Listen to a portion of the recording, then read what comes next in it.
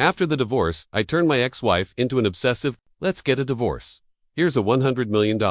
Caleb is coming back. My wife, Isabella Vance, slid a divorce agreement across the table. My mind went blank. I'd been zapped into a novel, cast as the pathetic second-choice husband in a marriage of convenience plot. According to the original story, I was supposed to be a spineless loser, pathetically refusing to leave Isabella, a goddess of a woman, the cool, aloof CEO of a corporate empire. Plus, $100,000 a month in walking around money just for being her husband. Who wouldn't want a life like that? Except right now, I didn't.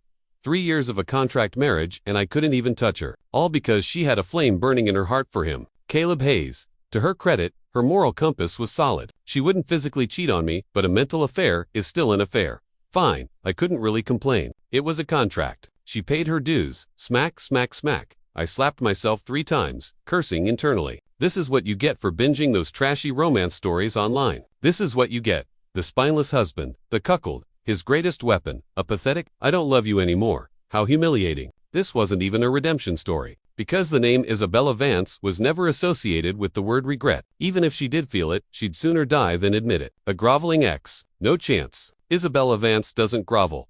You're in self-pity now. Isabella's cold taunt snapped me back to reality. You might as well try playing hard to get. Ethan, it would be more interesting. A divorce agreement. Fine, I'll sign it. If God himself came down from heaven to stop me, I'd still sign it today. Isabella, I'll sign, but on one condition. She smirked, shrugging off her silk robe. You want to screw me one last time? You don't deserve it. She tossed the robe on my face, and a wave of sweet, intoxicating perfume hit me. I swear, in that moment, the man in me roared to life. Isabella, you beautiful, infuriating woman, alone in a room with me, and you dared to tempt me like this. I calmed myself. I wouldn't force her. The romance novels I'd been sucked out of were full of powerful women who suddenly developed the brains of a goldfish for the male lead. But this was the real world now. Even if it was a world born from a book, its rules were real. One scream from her and security would burst in. This wasn't some fantasy. I threw the robe on the floor and ground it under my heel. A pathetic attempt to insult the untouchable CEO. Isabella just rolled her eyes. Sign it and don't take all day.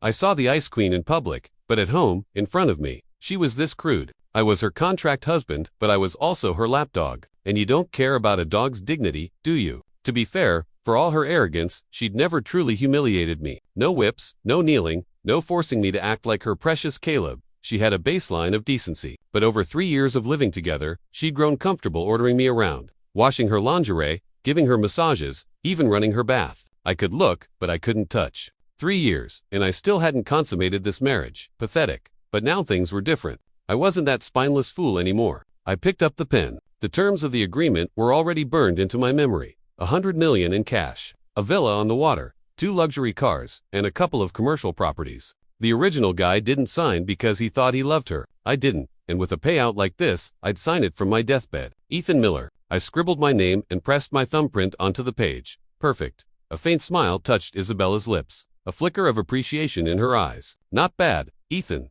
Now, what's your condition? Anything but my body. Isabella was still a virgin. Her strict upbringing and personal code kept her on a righteous path, at least physically. I was about to shatter her perfect little idea of love. With the paper signed, we were done. I no longer had to kiss her feet. I pulled out my phone. I have a gift for you. You just have to promise you'll watch it with me. Isabella was like an empress. Her word was law. She was a woman who valued her integrity above all else. She nodded. You have 10 minutes. I dialed her assistant. Evans, I need the number for your cleaner. The president wants me to have it.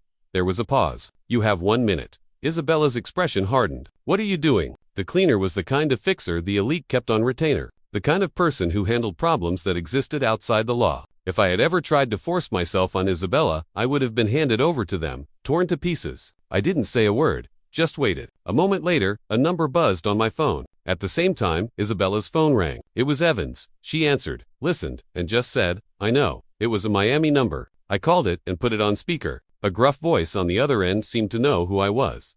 Mr. Miller, what can I do for you? It didn't surprise me. Technically, I was still Isabella's husband. 10 million, I said. I want everything you have on Caleb Hayes from his time in London. I want you to focus on his security detail. The big guy. The voice hesitated. Is President Vance there? Isabella's voice was like ice. Make it 20 million. Do what he says. You have 10 minutes. After she hung up, she scoffed. You won't have the authority to make that call anymore. And did you really think I haven't had Caleb investigated? He's been studying. Ethan got his master's from Columbia. He's one of the hottest investors to come out of Silicon Valley. And most importantly, for the last 3 years, just like me, he has been completely faithful. Hearing her slowly enunciate those words, I couldn't hold it in anymore. I burst out laughing. Forget the fact that I'd seen every inch of her body while helping her bathe. Did she really think Caleb was that pure? Others might not know, but I did. I was from the world where his story was already written. 10 minutes. It won't be long. I said, Isabella, you're in for a treat. With that, I hurried to the bathroom and grabbed the basin I used to soak her feet.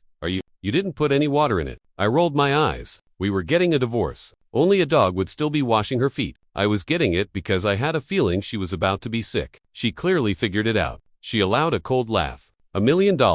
One last time. I was happy to oblige. 10 minutes passed in a flash. Her feet were soaked and the phone rang. I was massaging her arches. I wasn't complaining. It was a $500,000 massage. For that kind of money, I'd use my tongue. This life wasn't so bad. Really? Too bad she wanted a divorce. And I wasn't about to be cheated on. A voice came through the speaker. Mr. Miller, you have impeccable timing. A real sixth sense. Do you want a video, or would you prefer a live feed? I wanted a live feed, of course, but I didn't want to spend any more money. Isabella, for whom millions were like pocket change, said flatly, add 10 million for the feed. The voice on the other end turned immediately respectful. I'll send Mr. Miller a link. A moment later, a request popped up on my watch. I accepted, and the video call connected. One glance and I felt my stomach lurch. Isabella leaned in to see, but I instinctively slapped the phone face down. Damn it, my body, on some primal level, still wanted to protect her. That had to stop. Isabella, this live feed is graphic. If you see this, it's going to leave a scar. The kind that lasts a lifetime. Get out of my way, she snapped, snatching the phone. Her eyes locked onto the screen, and she froze. It was daytime in London, a dimly lit room. On a large bed, 2 figures were entwined, one pale, one dark. The positions were creative, back to front. The feed was grainy, shot secretly through a window, the camera peeking through the blinds. But for anyone who knew that pale body, it was unmistakable. Isabella certainly recognized her first love. Her hand clenched around the phone so tightly I could hear the plastic creak, threatening to shatter. But she kept watching. Why was she still watching? Did she like this? Oh God, she was a pervert. My first instinct was to flee Miami. But before I left, I had to get a few jabs in. I had to get my money's worth, huh? Isabella, is this your great love? Is this what you've been waiting for? Completely faithful, huh? You spent all that time investigating the women around him, but did you ever think to check on the men? Your golden boy doesn't have a girlfriend. Isabella, he has a boyfriend. A big black boyfriend. Are you surprised? Are you thrilled? I taunted her for a full 3 minutes, but she didn't react. Just stayed frozen. Finally, as if her soul had just returned to her body, her voice came out raw and shredded like it had been run over by a truck. Ethan, help me. It hit me.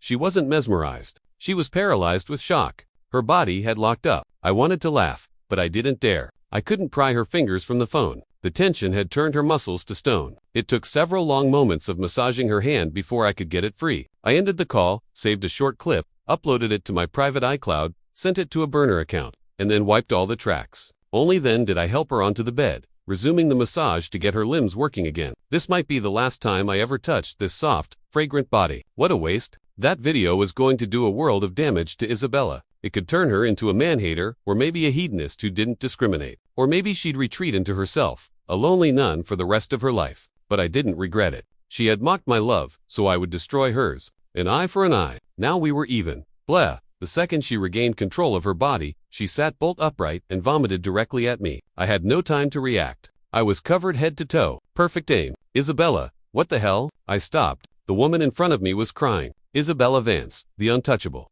powerful CEO who held the livelihoods of 100,000 people in her hands, was crying. I fell silent and started cleaning up. I ran a hot bath, peeled the soiled clothes off her, and carried her to the tub. While she soaked, I showered in front of her. It was the first time she'd ever seen me naked. I thought the sight of a man's body might make her sick again, but she just stared, her eyes vacant, watching me, tracing the lines of my body with her gaze. I finished, put on a fresh pair of pajamas, and went back to cleaning the room before washing her. It was a routine I knew well. The CEO often came home drunk from business dinners, a mess of vomit and tears. I'd seen her at her worst plenty of times. In that, at least, I had it better than those other poor saps in contract marriages who never even got to hold their wife's hand. But let's be honest, even when it comes from a goddess, vomit is still disgusting. In that state, who has the energy to think about anything else? By the time I had her cleaned up, she'd thrown up 3 more times until only yellow bile was left. She must have been replaying the image of Caleb in her head. I got her in bed and she was already asleep. I carried her to her own bedroom and looked at her one last time. This was probably it for us. No words, no goodbye. I slipped out like a ghost. I left my own room with 2 suitcases in tow filled with the spoils of my 3-year war. Custom-tailored suits, watches, cufflinks, and shoes. All gifts from her.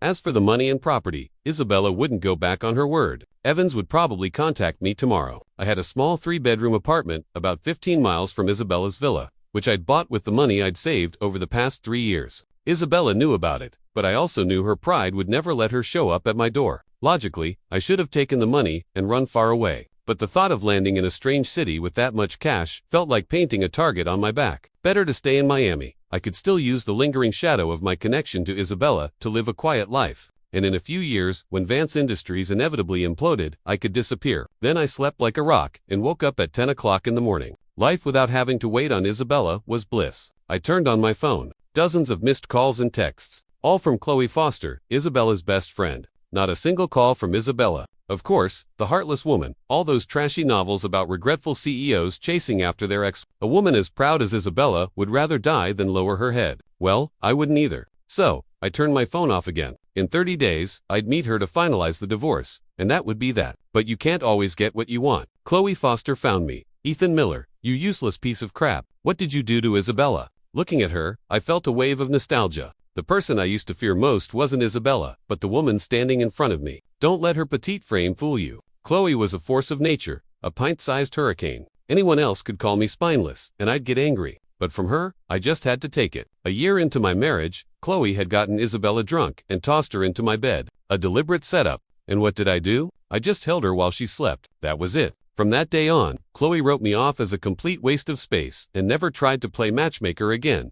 Ethan, what did you do to her? Why does she throw up every time Caleb calls? Why does she retch at the very mention of his name? And why, when she hears your name, does she not throw up, but look like she wants to murder you? 3 questions back to back. I had no idea how to answer. Chloe was the most loyal friend I'd ever seen. A real ride or die. All the best friends and all the TV dramas combined couldn't hold a candle to her. Later, when Isabella's company went bankrupt, it was Chloe who helped her rebuild from the ashes. They were the kind of friends who would last a lifetime. But if I showed her the video, told her the truth, would she be disgusted by Isabella? Would she feel contaminated by association? Caleb's little hobby was just that disturbing. Talk or I swear to God, I'm going to start swinging.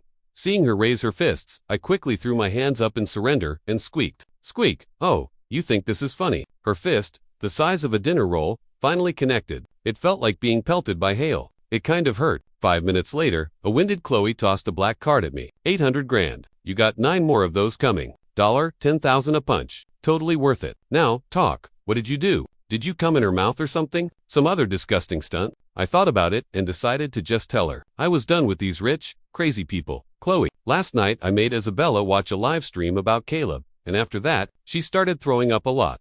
As I spoke, I spotted 2 little action figures on a display shelf. I grabbed them and recreated the classic pose for her. Asked 2. Well, you get the picture. One of them was white, one was black. You get it. As everyone knows, women have vivid imaginations, and what they imagine is often far more graphic than reality. I don't know what scene played out in Chloe's head, but she clapped a hand over her mouth and bolted for the bathroom. She was in there for a long time. Sigh. Another victim. Chloe dragged me to the hospital. Isabella had a kind of emotional purity, a mental neat freak. Caleb knew this. On the surface, he had kept his hands clean in London, refusing the advances of all women. Isabella thought her golden boy was saving himself for her. She never imagined that while he didn't have a girlfriend, he did have a very intimate bodyguard. That livestream had become Isabella's waking nightmare. The memory alone was enough to make her sick. She couldn't eat. Anything she tried came right back up. She had a fever. She had to be hospitalized. When I walked into the private room, I saw her lying there like a broken doll. A pang of pity hit me, but I immediately crushed it. I put on a cold smile. What is it that's made you so sad?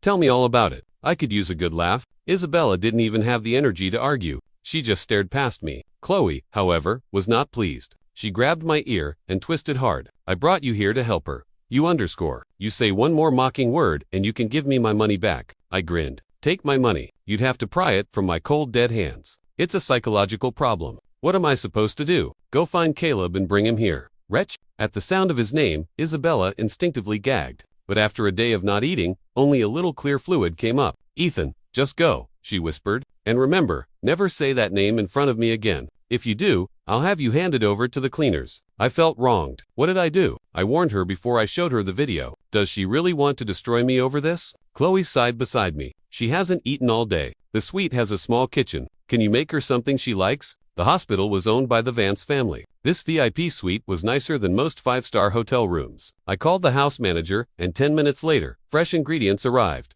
Lobster bisque. I added a dollop of caviar to get the flavor just right. I gently poached the fish roe and then painstakingly peeled the tiny membrane off each egg. Chloe watched me, her expression softening. Isabella knows how good you are to her. You know, she just doesn't know how to appreciate it, and she's so proud. She never admits she's wrong. Even when she regrets something, you too. She trailed off. Without me, you two would have been over ages ago. Don't worry, I got your back. Honestly, I wasn't even sure I wanted to be with Isabella anymore. The class difference between us was a chasm. I felt insecure, paranoid. Our marriage had no foundation. Today, it was the ghost of a first love. Tomorrow, it could be her handsome young assistant. And after that, some college kid she decides to mentor. The classic CEO romance tropes, the one that got away, the male assistant, the college protege, the adoring oh, and a useless husband. Isabella already had one in the bag, and I wasn't useless. At the very least, I wasn't going to let myself be cheated on. The bisque was ready. I let it cool slightly before carrying it over to her myself. Her expression was still numb, but the rich aroma seemed to pull her back to reality. Thank you. Then, out of habit, she opened her mouth, waiting for me to feed her. Whatever. The rich get what they want. I wasn't going to argue with a sick person. I fed her spoonful by spoonful. After 2 large bowls, Isabella finally looked like she was rejoining the living. I decided to leave. I'll see you at the courthouse in 30 days. Tana M. Sharp.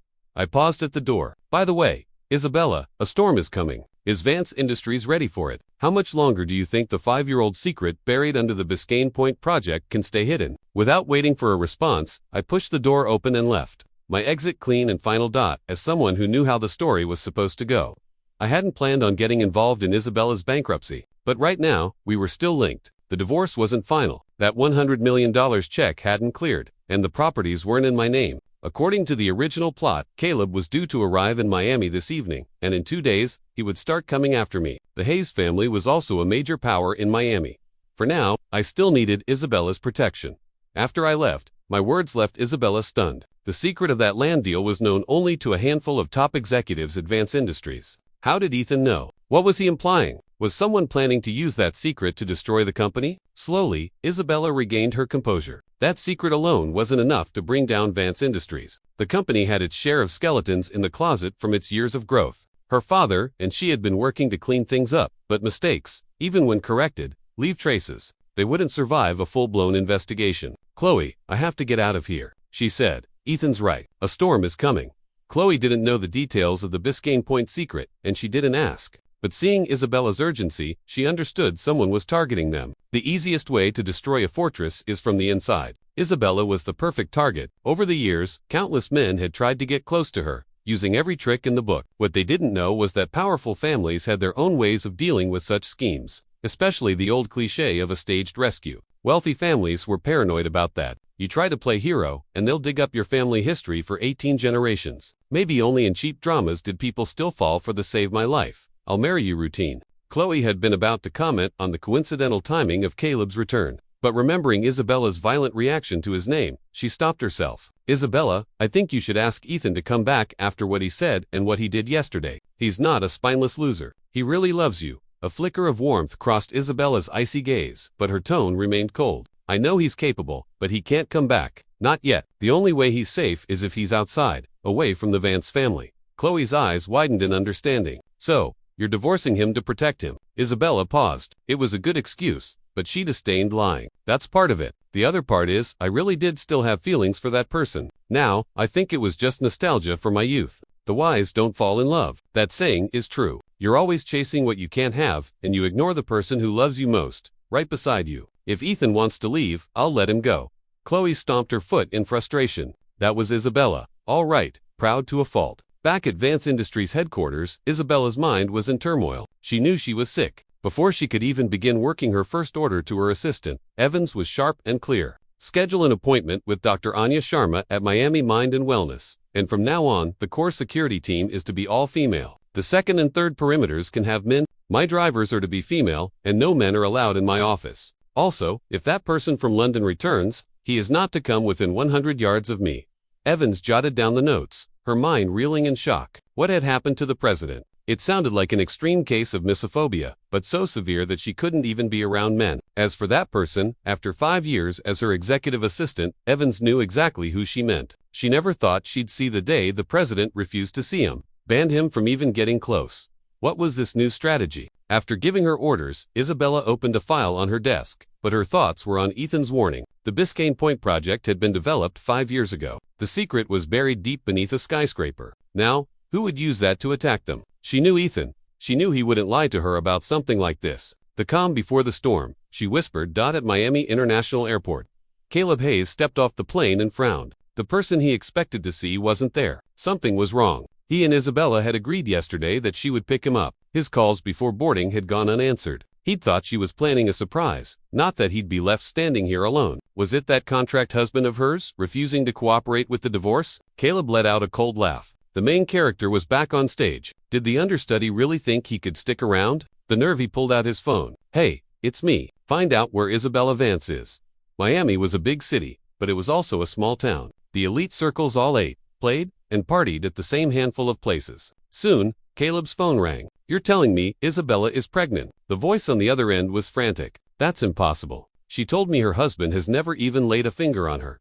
Morning sickness. It's bad. She's in the hospital. Caleb hung up and in a fit of rage smashed his phone against the ground as if he were shattering Isabella and her fake husband into a million pieces. At 8 o'clock that night at the exclusive Sky Palace Ballroom, the patriarch of the Sterling family was celebrating his 80th birthday. Kayla was there. He hadn't been able to track Isabella down, but he knew she would have to make an appearance to pay her respects. I was there, too. I didn't want to be. Chloe made me come. She threw $5 million at me, and I admitted my greed won again. Here, in the eyes of the public, my identity was restored. I was the son-in-law of the Vance family. Isabella was on my arm, a perfect smile on her face. I was dressed in a custom tuxedo, looking handsome and refined. To the outside world, we were the perfect couple, a match made in heaven. It was all an act. I was fuming internally, but didn't dare let it show. Isabella probably wasn't feeling too comfortable either. We paid our respects to the old man, delivered our gifts and good wishes, exchanged a few pleasantries, and my job was done. The rest of the night was a banquet, a party, and gift bags on the way out. My plan was to lay low, grab my swag, and bolt. Damn it. Ethan, Caleb is here, Chloe hissed, finding me in a corner where I was stress-eating. What's Isabella going to do? She was worried Isabella would start throwing up the second she saw him. I shrugged. She can't hide forever. Eventually, you get used to it. Chloe shot me a death glare and dragged me back towards Isabella. The woman was a machine. She was holding court with a group of female executives, laughing and chatting as if she didn't have a care in the world. Deals worth tens of millions were being casually sealed between sips of champagne. I could only watch in envy. I'd love to do a billion-dollar deal with her, but she wasn't interested in my proposals. Isabella hated being interrupted during business. I was afraid of her, but Chloe wasn't. She squeezed into the circle and whispered, "He's here. Should we leave early?" Isabella genuinely wanted to flee, but she couldn't. She was the CEO of Vance Industries, responsible for the livelihoods of over 100,000 people. Tonight, she needed to close as many deals as possible. It was her duty. Make sure Ethan stays close. If I'm going to be sick, I'm going to be sick on him.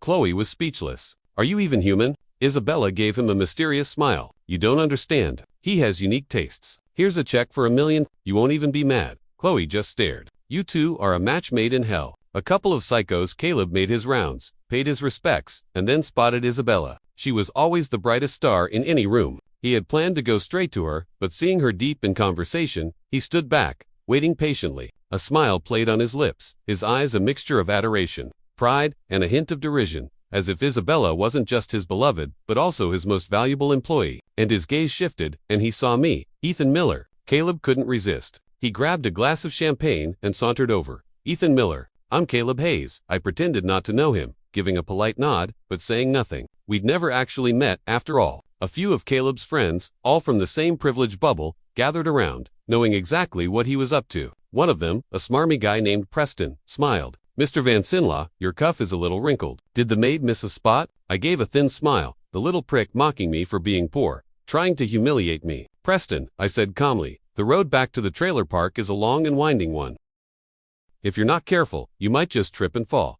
The air went still. Preston's face went white. He sputtered. That's underscore you're spreading rumors. I just smiled. Truth isn't determined by who shouts the loudest. Shouting just means you've got something to hide. Preston retreated, his face pale. If that rumor got out, it would be more than just social suicide for him. The rest of his friends, seeing him falter, quickly made their excuses and followed him, not even bothering to say goodbye to Caleb.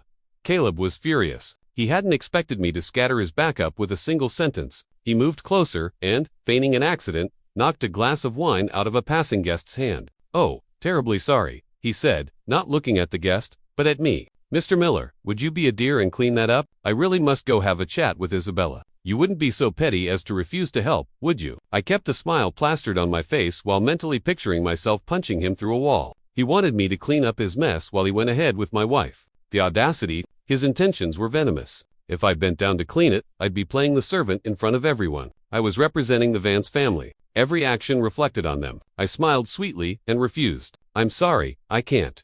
My wife and I were trying for a baby during her fertile window a few days ago. I pulled something in my back. It's still acting up." The guest, whose wine had been spilled, a middle-aged man who had been lingering to watch the drama unfold, burst out laughing. He gave me a thumbs up and walked away. Caleb, who hadn't moved, stood there, his face turning a shade of purple. 3 words echoed in his mind: fertile window. What? He couldn't take it anymore. He strode toward Isabella. When he was 3 steps away, he spread his arms wide, ready for an embrace. "Isabella," he said, his voice dripping with emotion. "I'm back." But the moment Isabella saw him, her face went visibly pale. As he reached for her, she gagged. Vomiting at a formal event like this was a grave insult to the host. But I was ready. I darted in front of her, holding a small paper gift bag under her chin. Isabella was already the center of attention. Her retching instantly drew every eye in the room. We were all adults. We all knew what it meant when a woman suddenly got sick like that. Caleb knew, too. He stared dumbfounded at the heaving Isabella. The words from that phone call at the airport screaming in his head. Isabella is having morning sickness. She's pregnant. He stumbled back a step. He had spent 3 agonizing years playing the part of the devoted, faithful lover, only to come back and find this. He was supposed to conquer Vance Industries and take Isabella as his prize. But how could she be pregnant? Why? He was filled with a white-hot rage. The urge to slap her, to kick that bastard child out of her stomach, to murder her contract husband. But he had to control himself. He forced a pained smile. "Isabella, are you pregnant?" I don't mind." As the words left his mouth, he felt his own heart bleed. The agony of it. The crowd watched with a mixture of amusement and pity. Now that was true love. Even I had to give it to him. The man had balls of steel. Chloe stepped forward, planting herself in front of Isabella like a bulldog. "What the hell are you talking about? Your mother's pregnant. Open your goddamn eyes and see what's right in front of you. Isabella is sick because the sight of you is disgusting. If you have any self-respect left, you'll get the hell out of here." Now, under the barrage of mocking, pitying, and curious stares, Caleb could only try to save face. "Isabella, you should rest. We'll talk another time." But she was still caught in a wave of physiological nausea, too sick to even look at him. As Caleb beat a hasty retreat, Isabella slowly regained her composure. For a single fleeting second, she felt a profound sadness. Just a few days ago, they had been whispering sweet nothings over the phone. Now, the mere sound of his name, let alone the sight of him, made her want to vomit. That live stream was a scar for life. "Happy now, Ethan? You're a cruel man." I couldn't help but let out a small triumphant chuckle before schooling my features. "You can't blame it all on me. You two kind of deserve each other." Isabella looked weak. She took the glass of water Chloe offered her but paused before drinking. "You didn't drug this, did you?" Chloe rolled her eyes. Ever since she'd drunkenly delivered her best friend to my bed, Isabella had been paranoid about anything Chloe handed her. "Isabella, look at you. Do you really think I need to drug you in your current state? You look like a strong breeze could knock you over. Ethan could probably take you down in 3 minutes flat." My jaw dropped. Chloe was a true legend. When she got angry, she had the mouth of a sailor. No filter. Isabella flushed and sheepishly took the water. Okay. A week passed after the gala. I hadn't contacted Isabella or Chloe.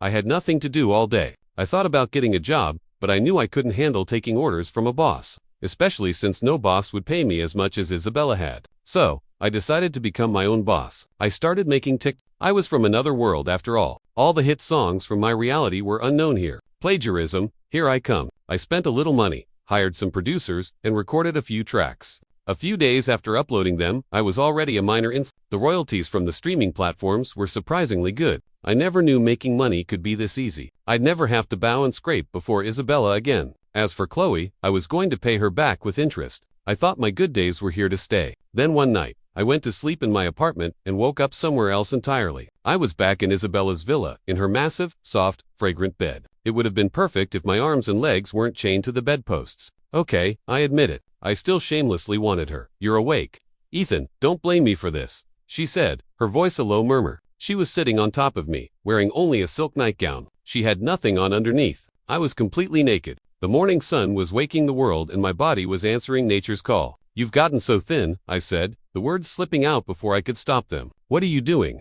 Hearing my unconscious concern, a flicker of emotion crossed her face, but it didn't change her resolve. You, she said, and with that one word, she lowered herself onto me. I was speechless. What the hell was happening? This was a new one. Looking at Isabella's crimson-rimmed eyes and a single tear tracing a path down her cheek, I stayed silent. A strange thought popped into my head. Yandra, it was over in less than 3 minutes. Isabella rolled off me, a confused and dissatisfied look on her face. So, if it was you, you're the 3-minute man. I have to tell Chloe. My face burned with shame. Hey, I whispered. A guy has a first time too. You know. Her eyes lit up. She leaned over and kissed me, a real smile spreading across her face so bright it seemed to illuminate the dark room. Well, then that's perfect. We're even. Thanks for saving me the trouble. I wanted to cry. That's how this works. Unchain me. I said it's my turn to be on top. Isabella considered it. Now that the deed was done, what was the harm? If I tried to run, she'd just break my legs. But she still insisted on being in control. I am Isabella Vance. I was confused. I know, she scowled.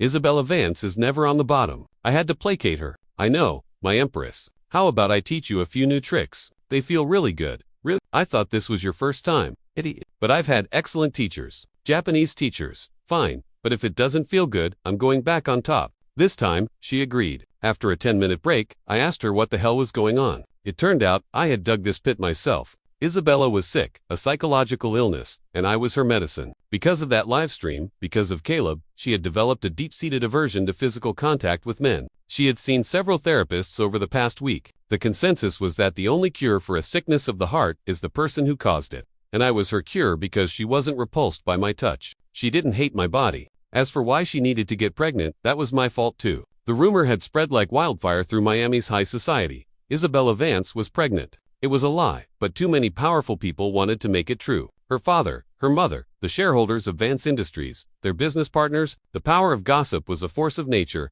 and even Isabella couldn't fight it. She could deny it, but the company's stock would plummet. In such a volatile time, she couldn't risk it. She knew that without Vance Industries, her future would be grim. Beyond that, she admitted she had feelings for me, though she wasn't sure how deep they ran. People from her world were like that. They didn't understand love or how to show it. All she knew was that she only wanted to have my children. 2 of them. One to carry the Vance name, one to carry mine. Hearing that, I couldn't complain. It was a job I was willing to take. What is love anyway? Marriage was the ultimate commitment. An idea formed in my mind. I could help cure her illness, but maybe not completely. Her aversion to other men was a good thing. But now, she was turning into an obsessive. A Yander might not cheat, but she sure as hell wouldn't let me cheat either. In a long marriage, could I really stay faithful? Round 2. Let's go, she said, undoing the chains. But first, 10 minutes of kissing.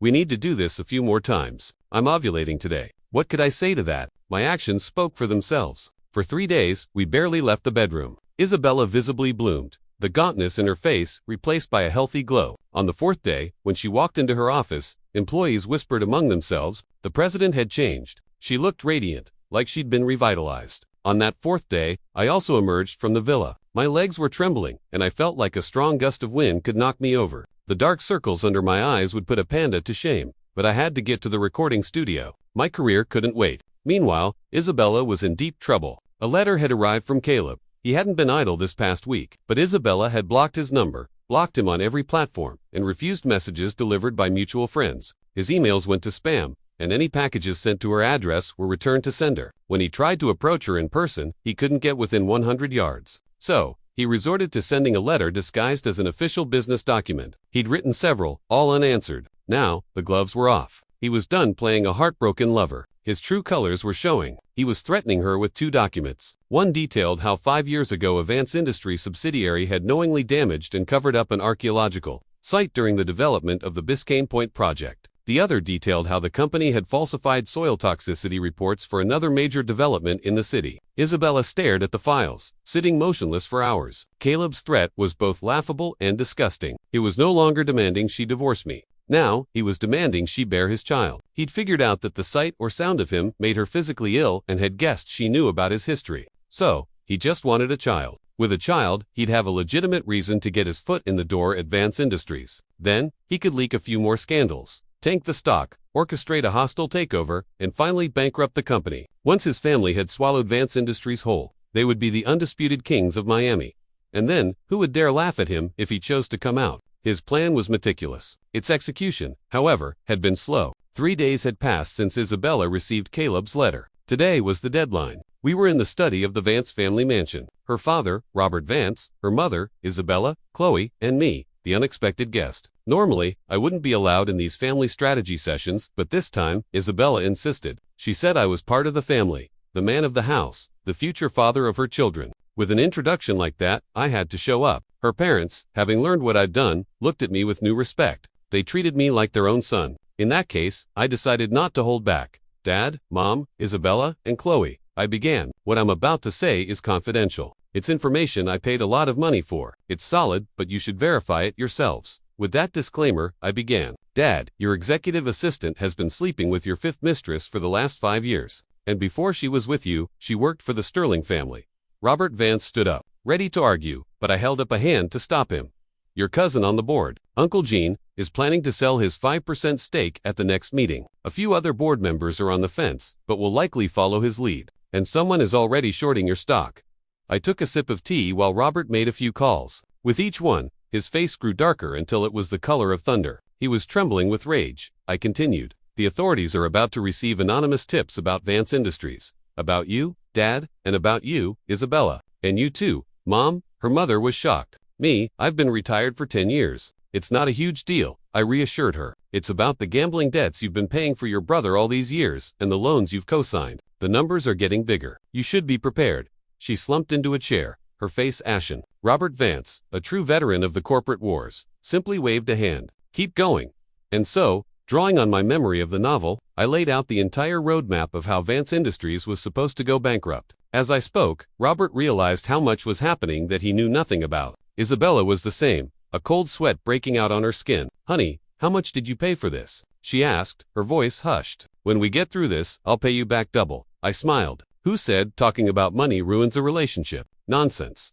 Robert had regained his composure. Now that he knew the enemy's playbook, he could act first. The tables had turned. They were no longer the targets. They were the hunters. Ethan, you have a brilliant mind for business, he said. Come work for the company. I'll make you a vice president. I smiled and declined. I knew my own limitations. If I hadn't been dropped into this story, I was just an ordinary guy. Dad, I'm not joining the company, and I don't want any shares. I have my own passions. Isabella supported me. My little Yandra was now my biggest fan. Dad, my husband writes and sings his own songs. He's going to be an international superstar. Working for our company would be a waste of his talent. Chloe chimed in. He's right, Uncle Robert. I'm actually looking into buying an entertainment company just to sign. Isabella's obsessive meter instantly shot into the red. He's my husband. I'll buy him his own damn company. Chloe scoffed. What do you know about the entertainment industry? Do you have time to keep an eye on him? I'm offering to watch him for you, and you're not even grateful. Look at yourself. You think you can even last 10 minutes in a fight. Isabella, defeated, could only muster a week. Don't let him sleep with his co-stars. Chloe just rolled her eyes. I didn't dare say a word. Robert sipped his tea. His wife offered me a cigarette. A month later, the war between the Vance, Hayes, and Sterling families was over. Vance Industries was wounded but had survived. They were already beginning to devour the spoils of their victory. Caleb Hayes, the man who had once been so arrogant in front of me, was now in a holding cell, awaiting trial. One day, out of boredom, Chloe and I went to see him. Somehow, he had managed to get himself into a situation where he was looking at life in prison. Are you here to mock me? He sneered from behind the glass. Is this fun for you? Kicking a man when he's down? Chloe spat at the glass. I'm here to see when you're going to die and to take a picture of your pathetic face to show everyone in our circle as a warning. I just chuckled and pulled out my phone. Caleb, you want to know why Isabella throws up at the sight of you right here? Take a look at your masterpiece. I played the video. The graphic scene on the screen made Caleb's face go slack with a kind of distant horror. He looked dazed. You arranged for someone to film that? I smiled. I was a mastermind, but Isabella was the one who paid for it. Caleb's face grew even paler. Then our plan, I adopted a look of profound respect. My father-in-law is a brilliant and formidable man. Caleb lost the will to speak. He immediately requested to end the visit. As he was led away, he looked back over his shoulder, his eyes burning with a hatred so intense it felt like a physical blow. Ethan Miller, this isn't over. I'll see you in the next life. I flinched. A fight? Fine, but he needed to be a lot more specific about what kind of fight he meant. Goddamn pervert. 2 weeks later, a shriek came from the bathroom. I thought something had happened to Isabella. I burst in to find her holding a pregnancy test, her face ecstatic. Honey, look. 2 lines. I knew what 2 lines meant. I scooped her up in my arms. I'd been taking good care of her, and she'd filled out, becoming softer and even more fragrant. She burrowed into my chest. Honey, I can't sleep with you for the next 3 months. She pouted. I'm afraid I won't be able to control myself. I patted her back. I'll wait with you, honey. We'll get through it together. Her eyes turned a familiar shade of crimson. Oh, thank you, baby. The next morning, I woke up to a familiar scene. My limbs were chained to the bedpost. Isabella stirred beside me, a sleepy, innocent look on her face. I had to tie you up, honey. This way, I don't have to worry about you cheating on me. I sighed. This was the downside of a yen. So clingy. I regretted it. I never should have shown her that live stream, but then again, I was glad I did. Life doesn't give you the greatest happiness is appreciating what you have right now.